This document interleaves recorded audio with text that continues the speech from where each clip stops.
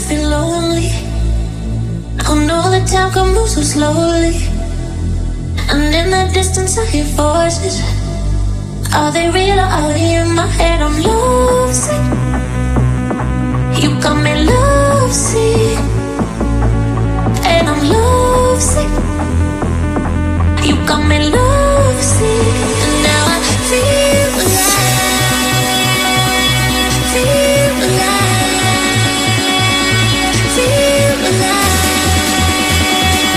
feel alive, and now I feel alive.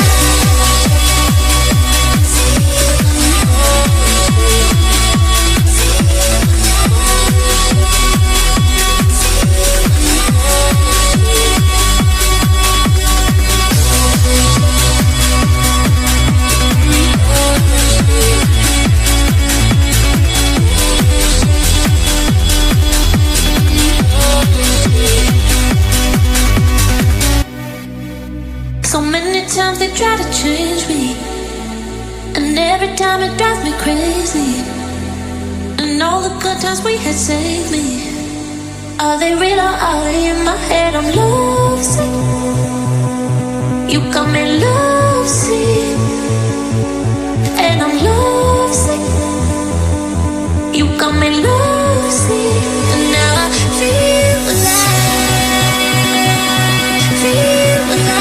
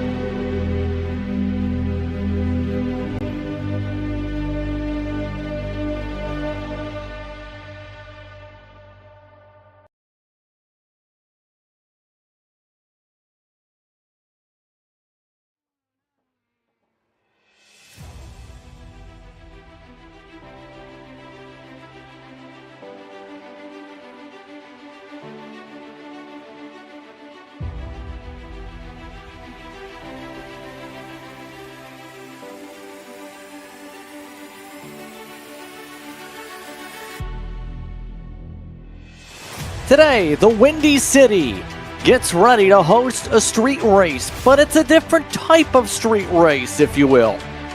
Today, the IndyCar Open Series and its Euro SOF hits the streets of Chicago for some open wheel action. And it's all going to happen here on Velocity Online Racing. We're happy to have you with us for today. I'm Justin Prince. Alongside the booth for today is Howie Burrows. Our producer, once again, is Julien Altena, using onboard cameras from Julien Altena and track cams from trackcams22talk.com. Today is going to be an interesting day here in Chicago as these competitors get all set to go for what's going to be an intense day, to say the least, Howie. This is a different type of track you normally would see for IndyCar competition. Stock cars ran here after all.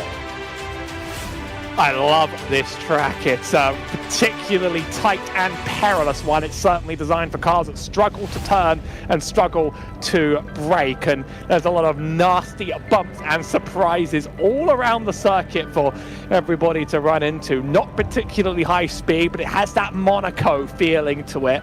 And getting around here in a high grip, high speed car is a very different experience, but it's quite the thrill ride. It's going to be an attrition race. It's going to be one of survival.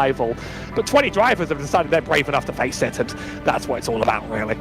And it's extremely windy, too, as we've seen for today, so the weather is going to be a bit of a factor for the corners for how these drivers will handle Chicago. But as you can see, they're in the midst of the grid procedure here. It is a full pace lap for today's coverage here from Chicago. Alan Berteau makes a return to this split. He's in the field today alongside normally an oval racer. This is Gerard Wakefield that will start in second today as the 7 overall 3500 I rating. Ricky Pads He's a regular when it comes to this type of racing, multiple time slots, alongside Alistair Khan in the top 4. Fifth spot today goes to Liam O'Sullivan. Alongside him is Kenneth Smith, who will look to try and stay out of trouble today. Anthony Tavares will start down in 7th. The Frenchman is alongside Christian Luchen, who will look to bring his Redcon 1 machine to the front. Luca Tedesco will start down in the 9th position. Ty Quilla will be in 10th position. Try run back. It's Michael Zikola in 11th, next to Nahuel Fulgengi in 12th. It's Andre Alferi, who won't be taking the start, but he would have qualified 13th. Joel Donchene, I'm trying my hardest with some of these, in 14th. Jacob Reed, the number 1 car in the lobby, only qualifies 15th, next to Adam Williams. Michael Miniak, another driver not taking the start, would have started 17th. Next to another rare driver on the road course is Kyle Klendworth. He starts 18th. Final 2 drivers to make full 20. It's Ryan R. Perry and Volker Ulrich. You also throw everybody else onto the racetrack, and it's going to be a busy time. Just 20 drivers, as mentioned, for today. And remember, first things first, you have 38 laps up on the board. Going to be a big thing for strategies. A majority of the field who took the green, or at least to the grid, electing to start in the primaries. That's been the meta strategy, Howie, in the past few weeks, is to stay on the Blackwall tires. This track might be very unique, though. They certainly didn't exactly repave this track. It was designed for a stock car. Especially look out for bumps on turns 11 and 12. It has to be pointed out by Felix Ulrich in the chat prior to the start of the race that on the wrong setup, it feels like sausage curbs around there. We've also got a bridge for these cars to scale on the other side.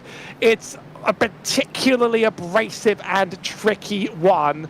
Fortunately, if you spin, there's going to be nowhere to go. So lots to be scared of, really, on the track. It's going to, I think, just be staying in your own business and also being lucky on the first few laps rather than trying to get everything you can out of every turn. And obviously, as we've talked about compounds here, you see those differences. A couple drivers starting from pit road expecting chaos. Remember, we're coming into the home stretch for points. Drops are going to start to become a factor now in the overall standings in particular. Ty Quill was actually one of those that's in the conversation for a top 5 and trying to get a certificate. He's right now in the top 3. He's the highest out of those here today. But that hasn't translated to Euro SOF success. He's only 4th best in that. Jacob Reed is the top driver in this time slot after all, who is one of those starting deeper in the field. Alberto, after missing last week, is in 2nd. And Kirchenbauer amongst those the top 3. Kyle Klendworth, looking to build up some points for his Division 7 overall title, is amongst that top 5 also. Final thoughts tonight, Howie, though, before we go racing. Well, good luck to Julien in the production truck, because there might be some frills and spills on lap 1 to know. Even if someone doesn't wreck in front of the whole field, I think bits of wings are going to go absolutely everywhere, and you're going to need to have your head on a swivel both in the car and outside of it. It's going to be pretty much about trying to make it through and stay out those walls. This is one of the toughest street tracks we have. Green, green, green, we're underway from Chicago. And Wakefield's around in front of the field. Here we go. Wakefield and everybody else piles in. At least half the field is decimated before the opening corner. Well, I'm glad I said that one literally just on the same straight it happened. There's a meatball for Michael Zikola. He might actually be the only one with required repairs, but it's a few cars that are going to want repairs nonetheless running near the back. I see Wakefield's missing his front wing. Quite a few may have only gotten away with that with only wing damage or just stopped near the back. Remarkably, a lot of drivers got tangled. I think only a few got seriously hard wrecked. But the few that did, they're not going to be very happy about it. Ocean's lost the rear, as you said. Wakefield's dragging cones. Adam Williams has no wings, as you talked about. A lot of people have lost at least one of the end plates or one of the wing fixtures. Williams hard to the wall because there's no wing on the car. And you can tell some of these drivers running like modifieds out here, if you will. struggling to get themselves around. Meanwhile, Tyquil was amongst those in a pack that was able to survive for the most part. He is dealing with damage, though. It looks like he's going to try to extend, doesn't want to take himself off the pit strategy, possibly.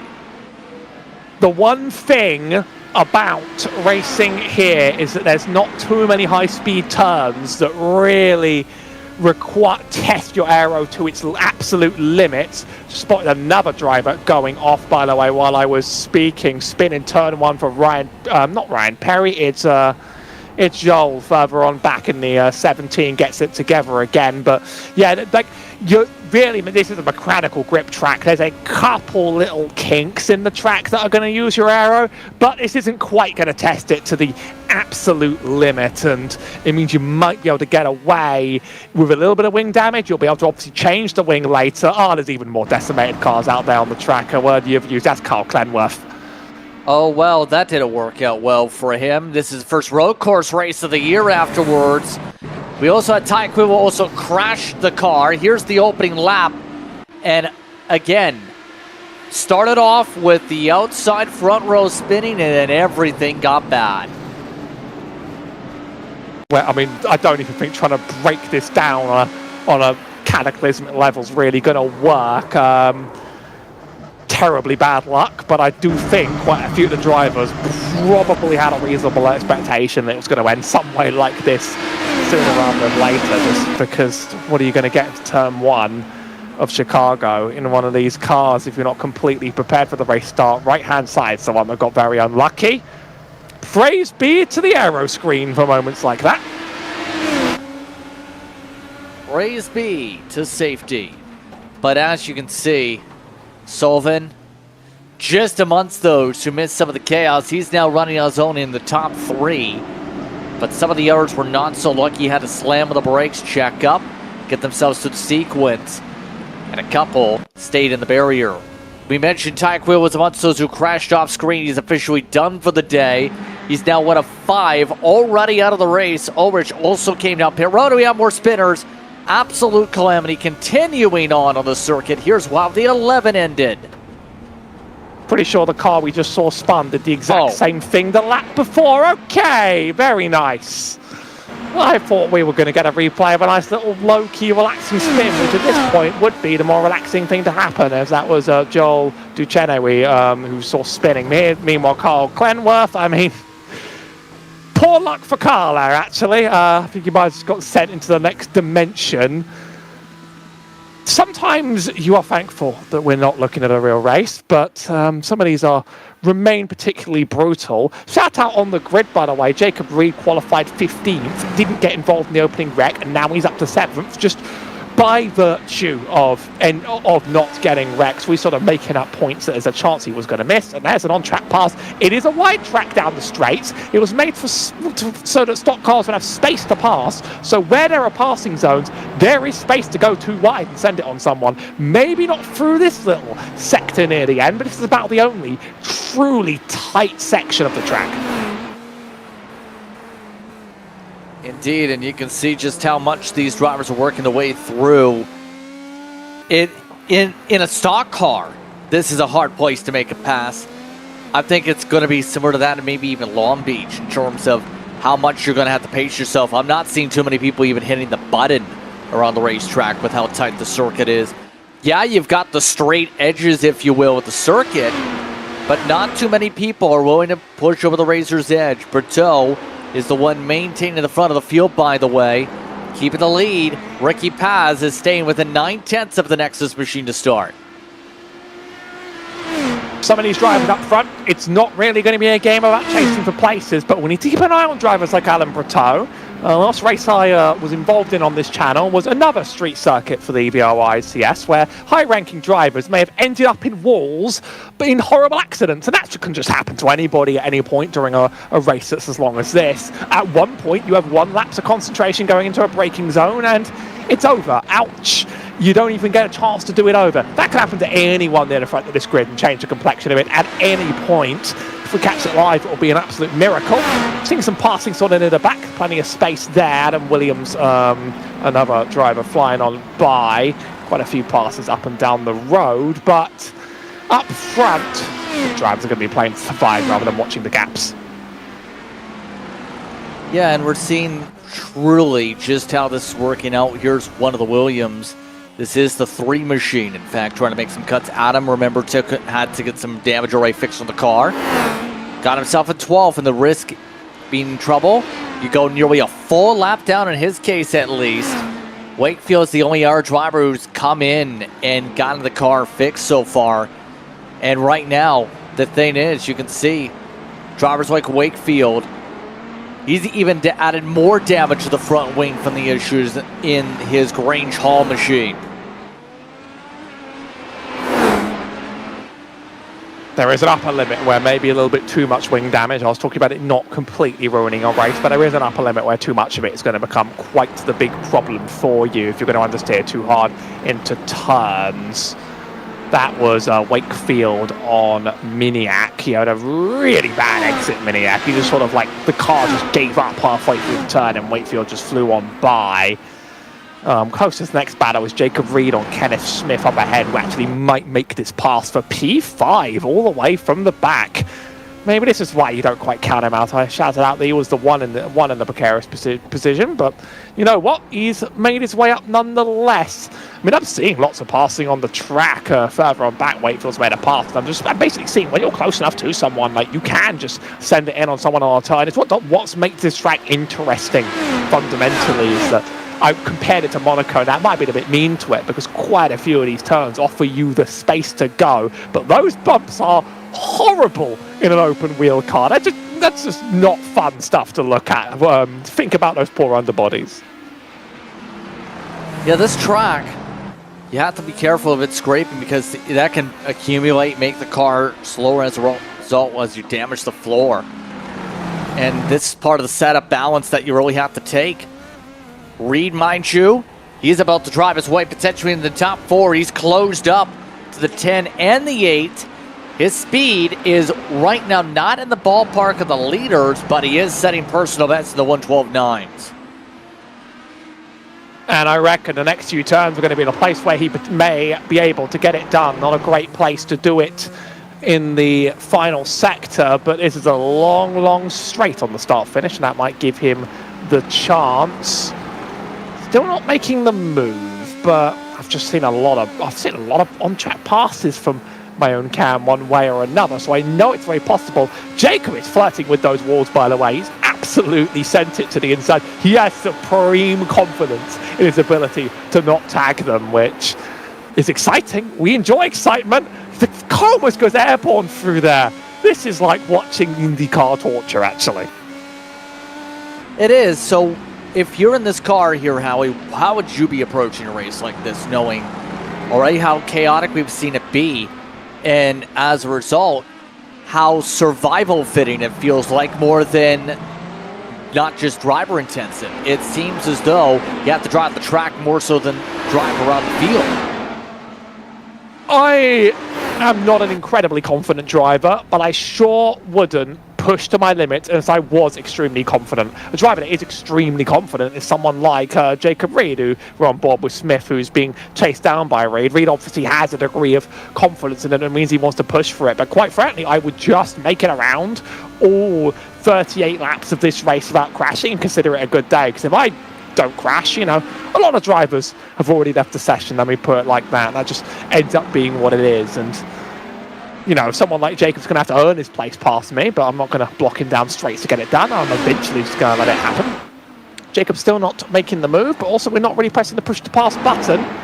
Volker Ulrich has meatballed again, by the way, just now. He got meatballed once and then has immediately smacked into a wall on the outside. He's still running, but that's that. Here's Jacob Reed, though, finally getting it done down the straight. Not quite into the turn. It's a nasty left-hander. Nice seeing two drivers who certainly know their stuff around here, bringing a duel to it. Already about 9 laps of the action. Reminder that coverage of the IndyCar Open Series Euro SOF is brought to you by Velocity Online Racing for the iRacing IndyCar community. Please consider supporting our fundraiser and donate on GoFundMe. As Reed, still hungry for the top 5. Still staying on the rear end. This is your closest battle on the racetrack, by the way. Every driver outside of this has a gap upwards of 3 to 4 seconds each. Some beautiful track cams by TrackCams22.com also today. Bring you the sights and sound here from Chicago. And I know when they planned this track, especially with the eNASCAR connection, getting the chance to work on the virtual crew, that was a part of that coverage when the Pro Invitational Series came here. But the concept track that had a slightly different configuration back around 2021-22. This was a project that took years in the making in the time that Mario Group and who was in charge in Chicago to eventually bring racing to the heart of the Windy City. That did last a few years and was announced today, likely, or I should say reported today, that it looks to be not coming back to Chicago for street circuit for racing in 2027.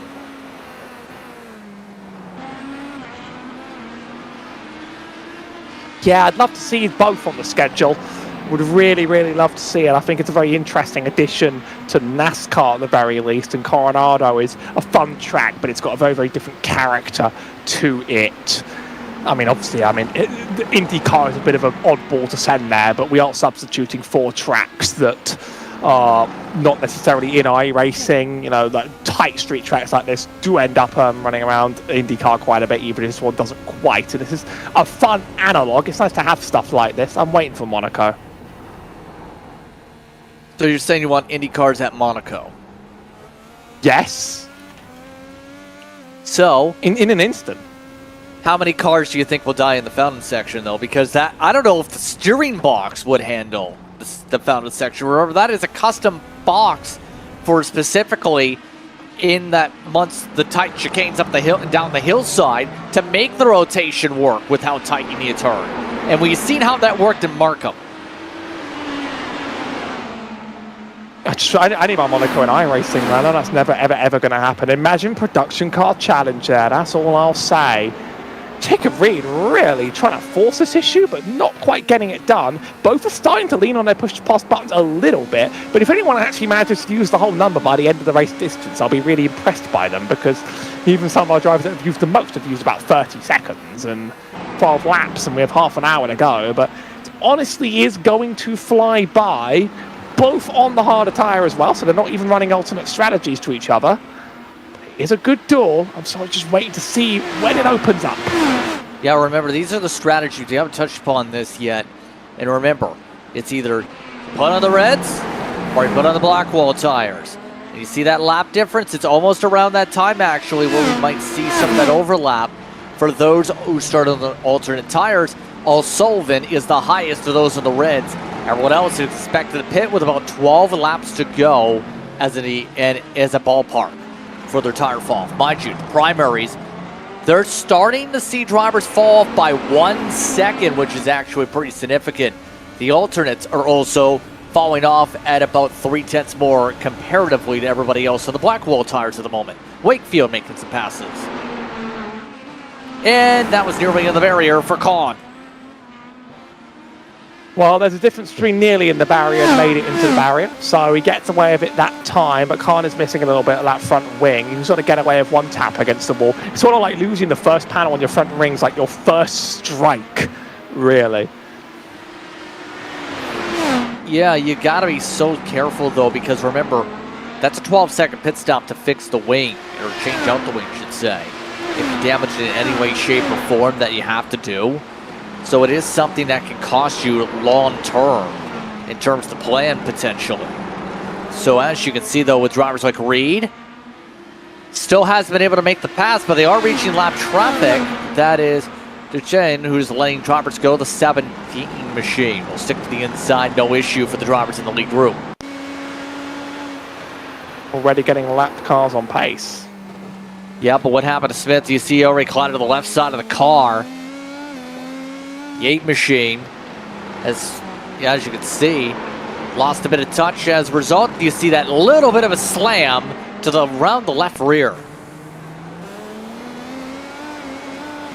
So easy, just one lap. You have a minor lapse, and This car is not tolerant one bit to you having a minor lapse of concentration around it. Not at all. It's all over as quickly as it starts. It's why it's worth, you know, not considering this completely written off for our top three, because any one of them could just be the one that has that mistake or has an unlucky run in traffic. I don't, you know, we're not going to see any of them pass each other on pace today, but this track is lethal. It chews up cars, and I think at any point in time it could choose to chew up another. There's pretty much no lap or no time where anyone is safe. Reed knows how to optimize everything out of this track. He's gotten so close to the walls twice, and this time he thinks it's his time. Both drivers on the push to pass, though, and the outside of this turn, Reed's tried a few times, and it's just not being good enough. This is such a good defensive drive from Smith. He's basically set himself up as a brick wall every single place Reed would want to get past. That's why the pass hasn't come for free. Yep, exactly, and it's cost them some time as a result to Dallara, the Frenchman, trying to run away from this group. And the more they fight, the more this could potentially open things up for some of the others in the conversation. As you can see, though, it's pit stop time. Oh, that's interesting. He's on primaries. Maybe there's a chance the options just live that long around here, and getting out of traffic's the most important thing for him, because think about all the lap time that Reed's just sort of left on the table, being stuck behind another car this whole time. He's going to get up on the jacks now, change that, and hopefully just come out with a little bit of air to get good out laps. It is remarkably early, but also we're seeing drivers like Liam O'Sullivan still hold up really, you know, quite strong lap times. Right now, he started on the red, so I think there's room to play. Yep, indeed, and we're seeing just how this is working out potentially for the call here. Reed, I think, was a part of those with damage maybe, because he had a 14-second pit stop, Howie. Every driver's had about 13, 14 seconds, which is obviously longer than the normal 9, 10 seconds we see. So that's kind of just showing the ramifications again of lap one chaos. I'd need to see what some of the other drivers have as their stop times, because so far I've not seen a single stop this race that's lower than 13.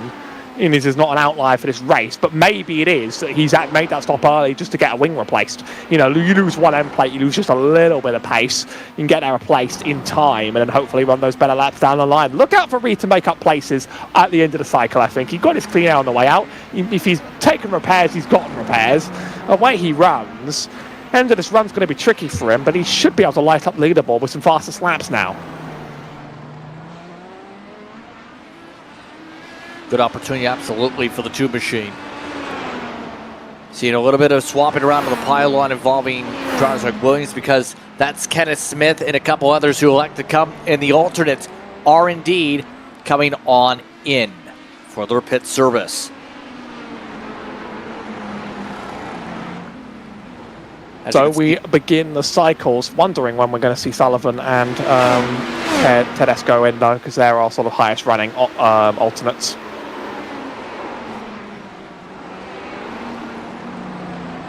I think so as well, and obviously, as we all prepare for this part of the run, it's a very emotional time for those in the sim race community, because I think everybody interacted with one driver, and you may recognize some of the paint schemes because this driver did use this paint scheme. This was Justin Petcher, who ended up passing away in the past week, over the last weekend, in fact, after some scary health complications that popped up. He was huge in the IndyCar community in that he was one of the iRacing staples for more than a decade, Howie. It's unfortunate, again, when you lose such a big part of the community to passing, who was a big part of the organization of the community as a whole. I've seen it's sort of happened to many a community over the years, and it's always a very big shame to lose someone that sort of has been responsible for holding so much together. The best you can do, though, is pick up the pieces and continue to run things in their honor, and sort of pass down the torch the best you can. I think it's what anyone in this position would have wanted, and it's still good to see a turnout for some of these races as that's happened. Absolutely.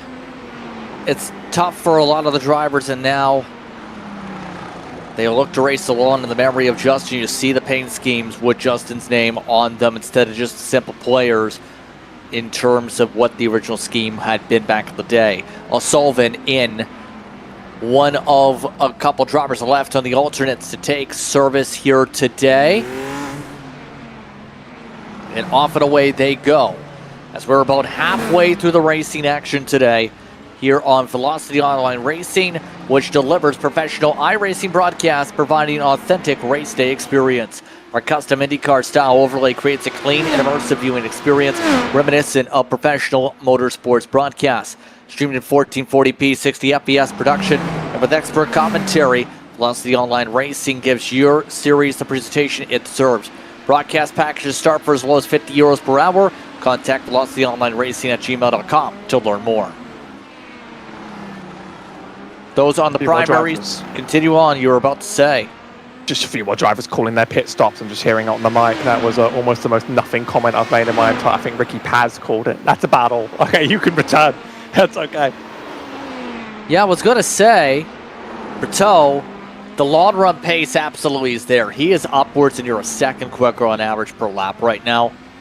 He's been near untouchable in some of these road course races when the setup's been dialed in.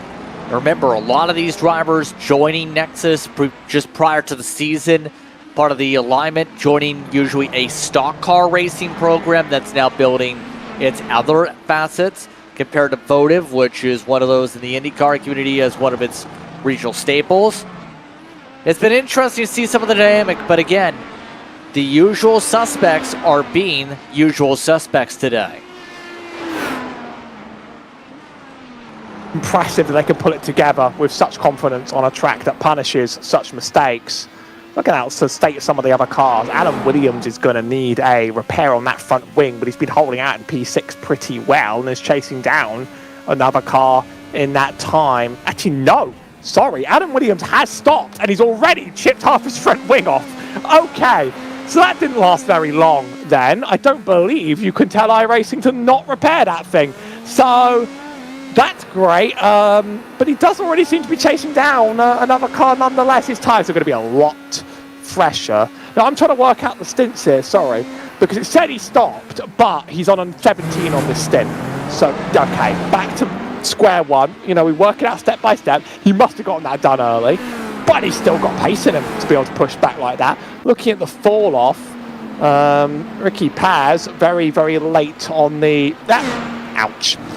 Ricky Paz is very, very late on the primaries. He's running 13.1s. Drivers very late on the alternates. They're running 13.9s. Trying to go back, but it is lap 13 to answer the question, where did the damage come from? So he's been driving around for 7 laps because he slammed the wall coming to the middle sector and sheared the wing off a second time this race.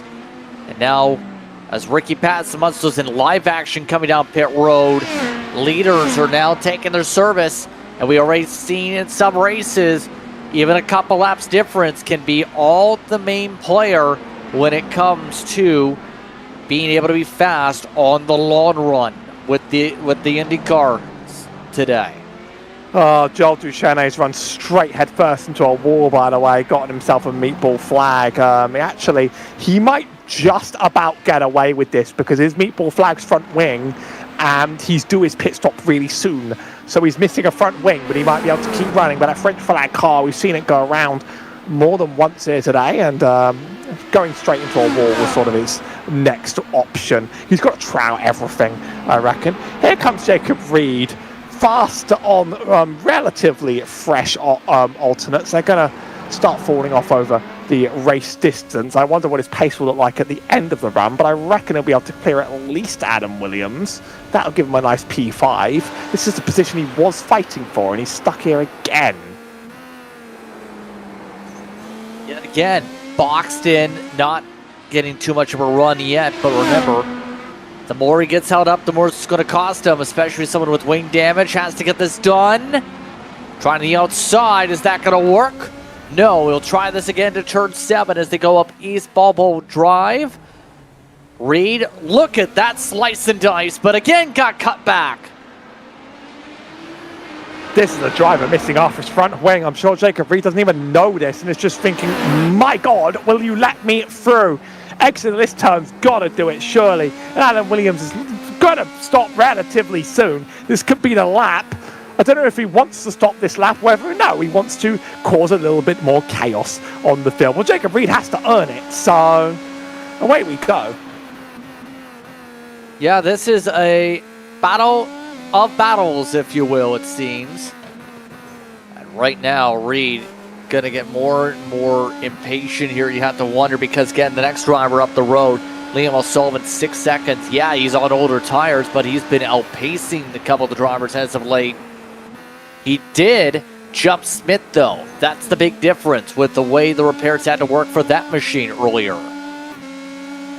Here comes Jacob Reed. Surely this one's got to be doable now. He's struck, I say, as he's stuck on the outside of a turn. He usually struggles on the outside of, but this time he's actually managed to pull ahead through the mid-turn and the exit. Quite easy to do that to a car missing half a wing that finally gets it done. Clean air, will be able to run away.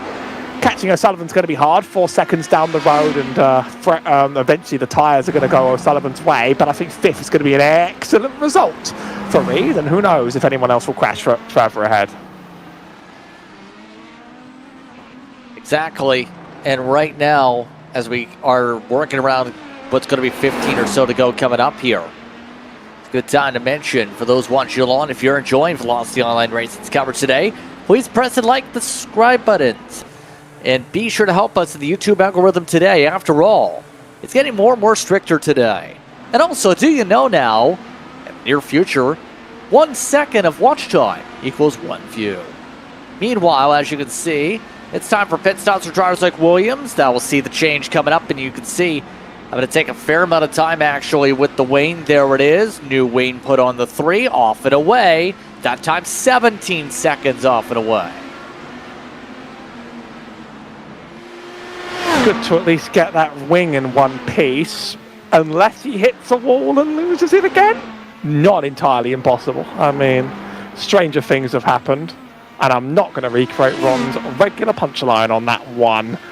So now it's a lot of clear air running for a lot of drivers on the track. This is Alan Petro, who pretty much we've not seen all day, but he's attacked this track, attacked every turn.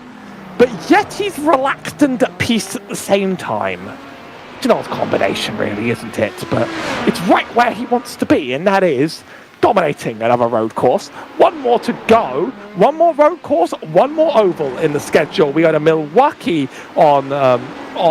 for event 11, and then Laguna Seca for event 12. If you want to be really cheeky, you could say that Milwaukee's a road course that only turns in one direction, because it does lack banking. It does sort of have that feeling of like being a very simple road course. So maybe we'll call it a road course and a half. That'll wrap up this season. It's an interesting end, and of course, in real life, they're in Washington for what's going to be one of the longest road course races in decades, it feels like, on a street course. But Milwaukee should be a fun time next week. It's going to be an interesting end to the campaign, to say the very least, as Kahn is a part of those coming down pit road with the wing damage. Tavares has also come down. That leaves just one driver, Berto, yet to take their scheduled stop. Actually, Wakefield also you can throw in the mix also. That needs to take their service. The next couple of moments here as we close into the final stretch, and we're in the midst of the switch to alternate expected strategy. Also, the required strategy is to not get DQ'd, so we'll take that one as we can get. Need to use both tyre compounds. They're not really playing the biggest factor, though, this race, as we are pretty much running out of battles to get excited about. Kenneth Smith on Anthony Divarez, maybe a second back. Adam, did I just see another meatball go off? Adam G. Williams. Yes, a brutal meatball for Adam Williams. That he did not just tap a wall either. He absolutely cleared that car out. Turn 1 is where this will happen. Adam Williams has not had a fun day here at the track, whether it's with the adjustments of the car, whether it's been handling the curbs, or rather the bumps. Just watch this again. Turn 1, brake, brake. break your car.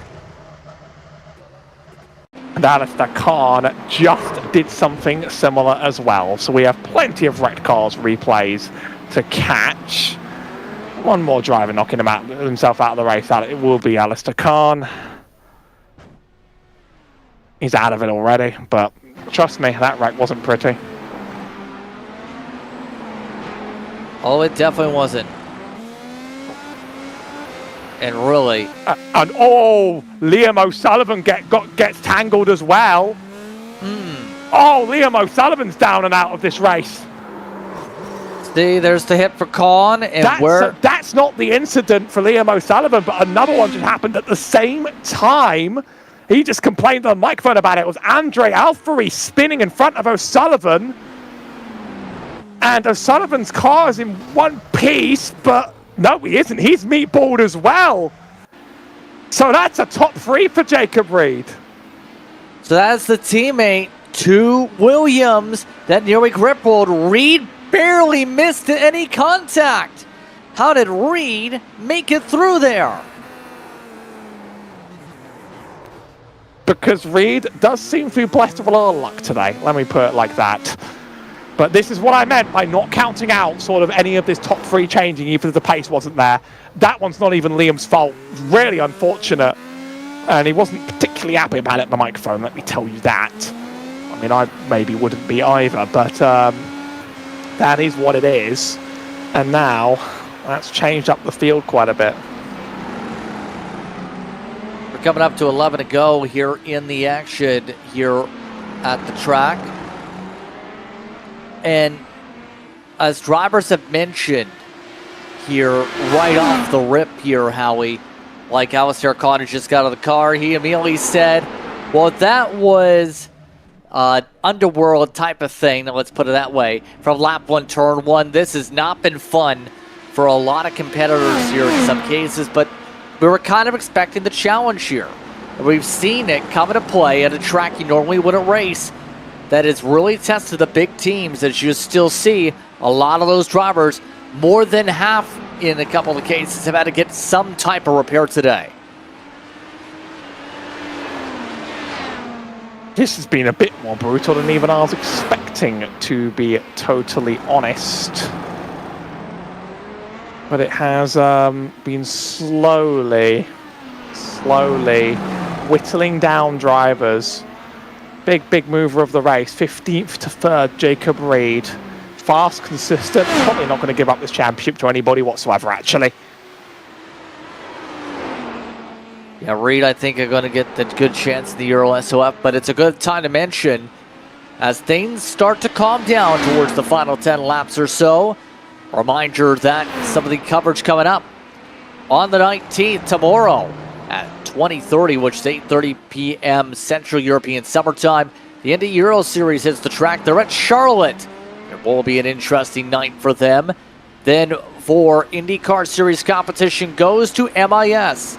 That's at 8 p.m. Central European Summertime as the season gets into full swing.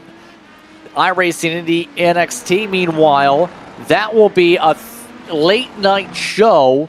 That is actually 3 a.m. Central European Summertime, but will be one of the American time zones for NXT competition. They are also at Chicago at 9 p.m. Eastern Time for that coverage. The International IndyCar League, meanwhile, will take place later in the day on the 23rd for the European side. That is an afternoon tilt / early morning for those in the Americas. That is approximately 15:30 Central European Summertime. That is going to be approximately 3:30.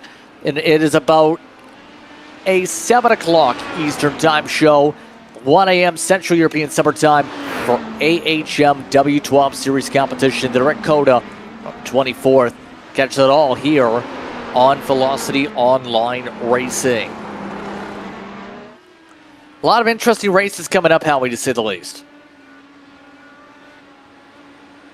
Lots of fun to be had on the channel. The F1 series particularly an interesting one because it's a car we don't see terribly often, but there are plenty of leagues still keeping it alive, and it's nice to see them continuing to do that. A very different sort of style of racing. Would love to see a more modern F1 car on air, but you can get. At least it's the W12. Beautiful, beautiful, beautiful thing compared to the 13 that we have to live with nowadays. Well, this is our next closest battle on the road. Anthony Divarez behind Kenneth Smith. We could see a move for P4 at one point. Tyres are going to fall off. So Kenneth Smith's 13 on the stint. Divarez 5 into his. So in time, this is going to become quite the duel to the flag, I think. There's been very good racing as well as lots of dead cars. Yeah, there definitely has been. It's been hard to get a green flag passing or clean on-track passing. But I will say, it has provided some close battling here today. That's really challenged the abilities of a lot of these drivers. In the midst of this, you have to give a shout out. Wakefield, with all the chaos that has now come apart, and the fact that the 15 machine has just lost connection, has a chance to still finish 6th, despite being the spark plug of chaos, if you will.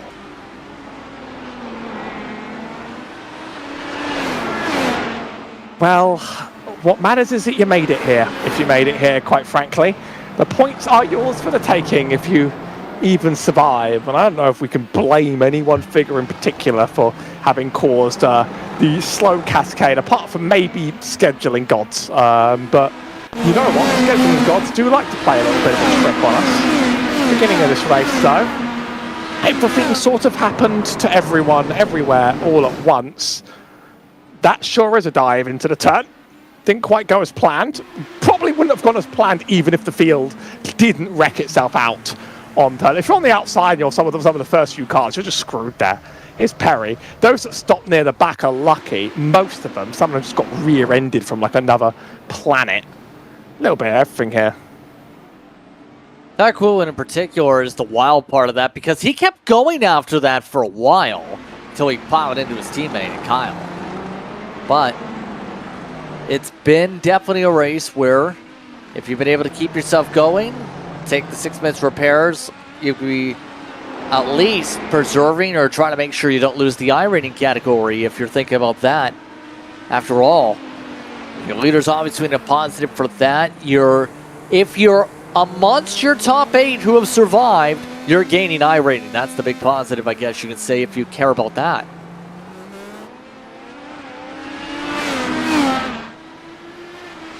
Only a few laps to go. 7 sounds like a lot, but actually laps here are remarkably short, just over a minute each time around. Divarez still chasing down Smith up ahead. I think he will make this sooner rather than later. I think the tyre delta on those last few laps is going to lead to a legendary duel. It's going to take time. I think there's some good opportunities here. As right now, you can see the 10 machine riding and biding its time, still trying to find a way to go. I was finding intriguing the paint scheme, though. You can see taking the full crypto look. If you look at all the various logos, guess he's very into the crypto scene, to say the very least. But you can see right now, at the very least, how much, even from here, he's getting some Aero wash that's causing him to really adjust some of the steering angle. And what better to hedge your bets than to go for every single coin under the planet? VOR does not make investment advice. These shows are for entertainment purposes only, but he certainly hedged his bets in every way he possibly can. Yeah, I'm surprised. I don't know whether it's Aero washing to the turns or whether it's just the bumps causing nasty turbulence or just the bumps being nasty in general. It is open setup, but you really have to set up your car to be compliant on the bumps. If you set it up to be compliant, it might not be fast. You certainly can't run it very low unless you want your car to be a pogo stick. So it's not really a good middle ground for people, and I reckon there's a lot of setup divergence.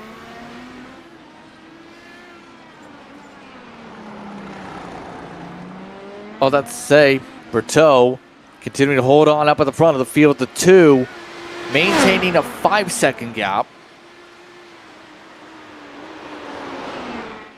It's just been that strong for Allen today. He's been that unbeatable, it feels like, today.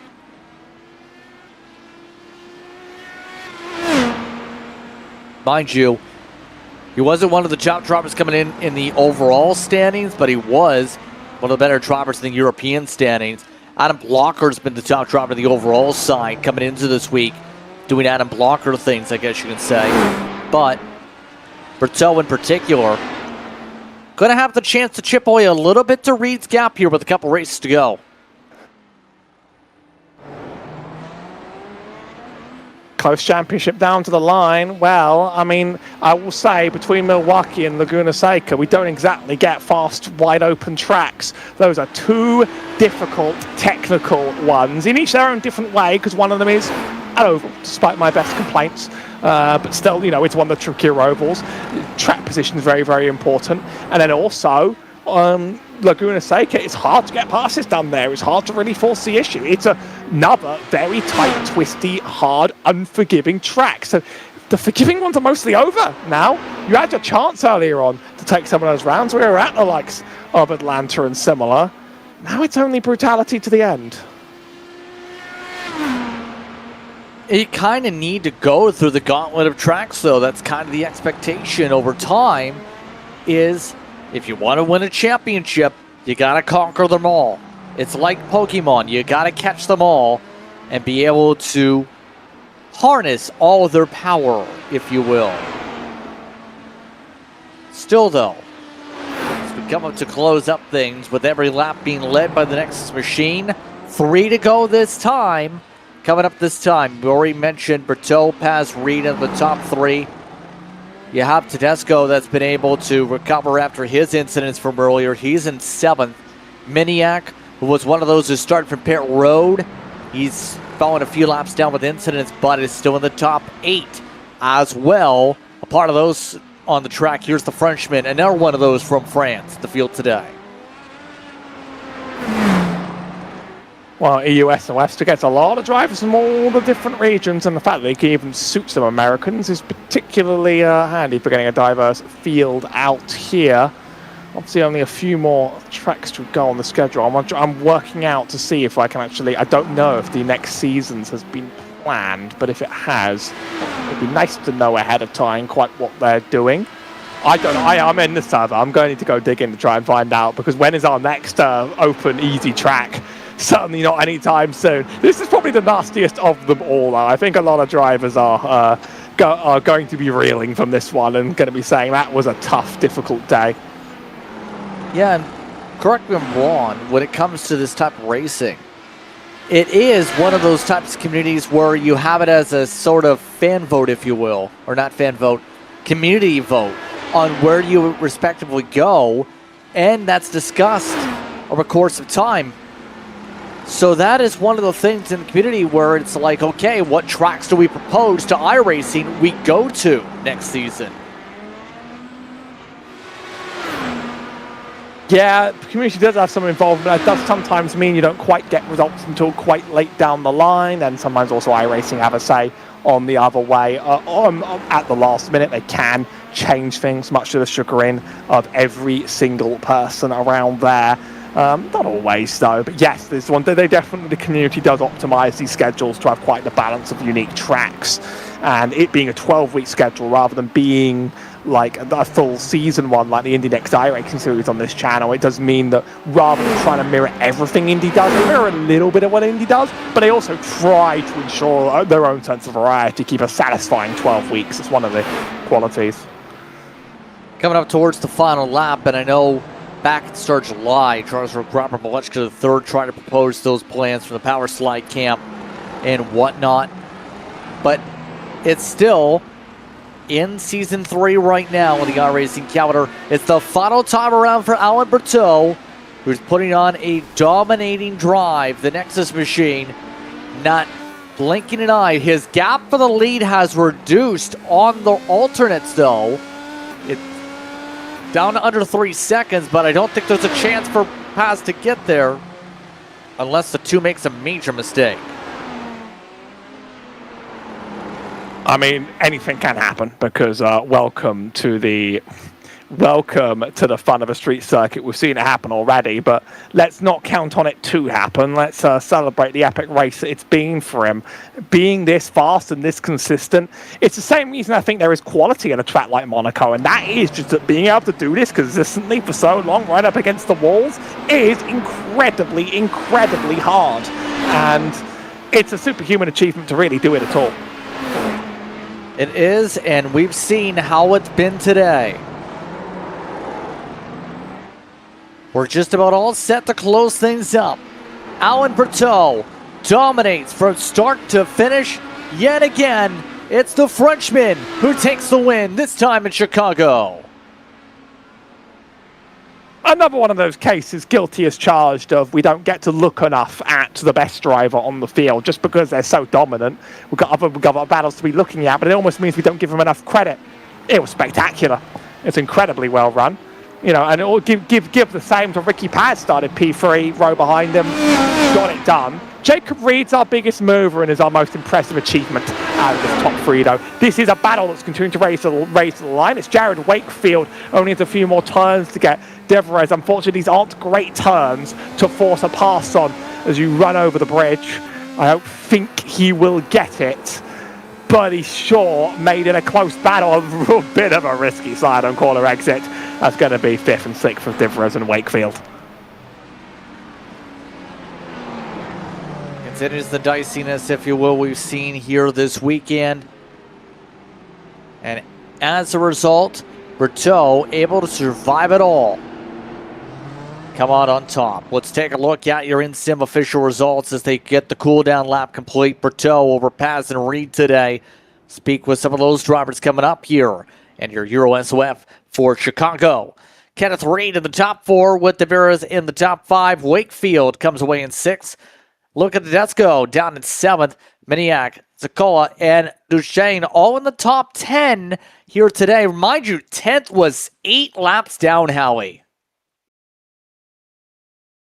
Some drivers just trying to nurse it all the way to the end, and I mean, he still gets you 10th, so you can't really complain at all for getting a result like that, even though sort of laps down further on back. Andre Alferi, Nahuel Fulgenki, there's Liam Sullivan, Alistair Khan, Adam Williams, Volker Ulrich, Ryan Perry, Christian Loschen, Ty Quiller, and Kyle Klendworth. First one out of the race. That's what we talked about the winner here today as we get things all geared up. Alberto getting his equipment all squared away, believe, here for today. As just waiting for him to get his equipment sorted here, Howie. It is now sorted. Your race winner is here. Alan, you do it again. How are you feeling about a dominant day in Chicago? Hello, everyone. I'm feeling good. It was not an easy win. I was better on primary tires and pretty bad on alternates. So, yeah, it was an uneventful race for me. I think the start was very interesting. I don't know what happened. But, yeah, it was a very good race and a good one from Ricky for putting some pressure on me. Now, let me ask you about your overall prep to have the speed you had this week, because I found a forum post from 2 days ago where you said you'll run Chicago next week. A part of the fact you provide free setups to some of the community members over the course of the season. Why was Chicago unexpected for you, potentially, to race at? To be honest, for me, it was always a stupid track with 90 degrees corners. So I was like, no, I don't want to pay this. Then someone convinced me to buy it. And I was like, okay, now I need to put some practice in it. So I ran the first race. It wasn't very good, but yeah, I had no time to give a free setup. I think the fixed one isn't very, very good. But for this race, I was prepared at least, and I enjoyed it. It's a good track. So on that note, how do you feel about next week, Milwaukee Mile? I'm feeling good. I think we will be very prepared at Nexus. And yeah, it's always a track that I enjoy. It's a long, long race. and it's way better like that with 250 laps. So yeah, it will be a very good one, and I'll be here for the broadcast, the European broadcast. Any shout you'd like to give here today? I will thank Esteban, JT, everyone who helped me build the setup for this race, and it was a very good work. Thank you all. Congratulations on the drive today. Thank you for the broadcast. Alan Berteau coming away with the top step of the podium today. Meanwhile, I believe we have your second place runner in the order, Ricky Paz, who is closing up pretty quickly at the end. Howie, he's with you. Ricky Paz, a terrifying track. Another one of those runs that was a little bit alone, but still I think running solo laps here is very, very difficult and scary. Talk us through that. Oh, I had a blast, Howie. It's good to see you and JP and Julien in here. Thanks for putting on the broadcast here. This Euro time slot is a good thing for the IndyCar community. I got to say, I had a lot of fun. I thought that we had a great setup and qualifying third. I thought, we had a chance. Alan was definitely super, super quick, but, based on what him and I ran last night, I knew that I could have been a little bit faster than him. And so I just figured, well, I'm going to try and get through turn one, lap one, and then we'll see where we go. And we didn't get through turn one, lap one. So we had a lot of right side damage that race, which kind of, made us hold on to what we had. And we got really lucky at the end with lap traffic. And unfortunately, Alan got a little unlucky, but this track is super demanding. It's my home track. I grew up and I live 45 minutes from the downtown Chicago. So love this track, love this place. It can be mean, but luckily the Windy City was very nice to us today. When it comes to your pace on this track, were you pushing at your absolute hardest, or were you just leaving a lot in the tank to survive? Do you think you could have pushed to get that P1? Because there's just so much risk involved in pushing on this track, obviously. One mistake and it's all over, and you didn't make that. Absolutely. We were kind of taking it easy on the primary stint just because I knew we had the damage and we were starting to fall off plateau. And so it was all about gap management behind to, I want to say it was Liam O'Sullivan, who was also very quick. But eventually we decided to, cover off Liam. Liam pitted for Reds. And so I thought, oh, well, he's a little bit faster. I should pit for Reds. And crew chief Sophie Connell was like, yeah, you should pit for Reds. So we pitted for the alternate tire, and all of a sudden we were super, super fast, which is, to be expected. We were just hoping I could hold on to that pace. And I closed the gap to Berteau, and then I want to say about 10 laps to go, I said, well, it's now or never. And I was pretty much full out. I pushed as far as I could and, without making any mistakes. So second place feels good. Any other thank yous or shout outs to wrap up today? I got to say thanks to my fiance and my family who support the racing career. Got to say thanks to Sophia Connell on top of the box and the Entente that's going to be Votive Racing and Taylor Mills Racing. Great partnership that we have. Thanks to Shane Coker and Stellard and Andy Kirchenbauer, Casey, Mason, all the guys that we work with over there. And thanks for putting on the broadcast. It's good to be up here, and I'm looking forward to being back. Well, it's good to see a good result like that on such a scary track. P2 for Ricky Paz. Again, Ricky Paz taking the time to speak with us here for today's coverage, along with Alan Berteau. Like, thank everyone for taking the time to speak with us during post-race coverage today here on VOR. Velocity Online Racing. Again, today's coverage of European SOF for the IndyCar community. No Jacob Reed here today, unfortunately, in that regard. But your final thoughts today, Howie, on the racing today as we get ready for Milwaukee next week. It was a lot of fun. It was very, very scary for a lot of drivers, but a lot of them also made it out there and provided us some good battling. I think most will be happy that it's mostly over. I did hear a tip in the chat, by the way, that the street circuit next season will be Coronado. Let me tell you, that one has a very different character. But we've got 2 rounds ahead, one more oval. It's a very flat track, almost a road course in disguise. It's going to be fun in its own different way. I think so as well. I really think if we go to a track with Coronado in the future, it's going to be wild. because I was kind of hoping for that. But hey, remember, we have plenty of broadcasts as a whole here already on 4. That includes series like the Indy Euro Series on the 19th. That's tomorrow night at Charlotte. Then it's Velocity Online Racing IndyCar Series competition at Michigan on Saturday night. The Indy NXT, or Indy Next should say, will be at the Street Chicago for a 9 p.m. Eastern time slot for a American SOF. The International IndyCar League will be at Auto Club in the middle of the afternoon on the Sunday. And then it's a late evening, early morning race on the 24th for AHM W12 Series competition at COTA. Well, again, that's a late night show, a part of the schedule here for this weekend.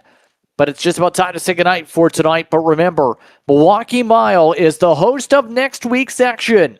We go short track racing at the 1 mile circuit in West Allis, Wisconsin, a part of the fairgrounds over in Wisconsin near Milwaukee. Be sure to tune in again, same time, same station for that coverage. For our producer for this weekend, Julien Altena, for him on the onboards, for TrackCams at TrackCams22.com, for Howie Burrows, our co-announcer for today, I'm Justin Prince saying thank you so much for tuning in for today's coverage of the IndyCar Open Series Euro SOF, brought to you by Velocity Online Racing for the IndyCar community on iRacing. We'll see you next time out when we go racing on the 25th from the Milwaukee Mile.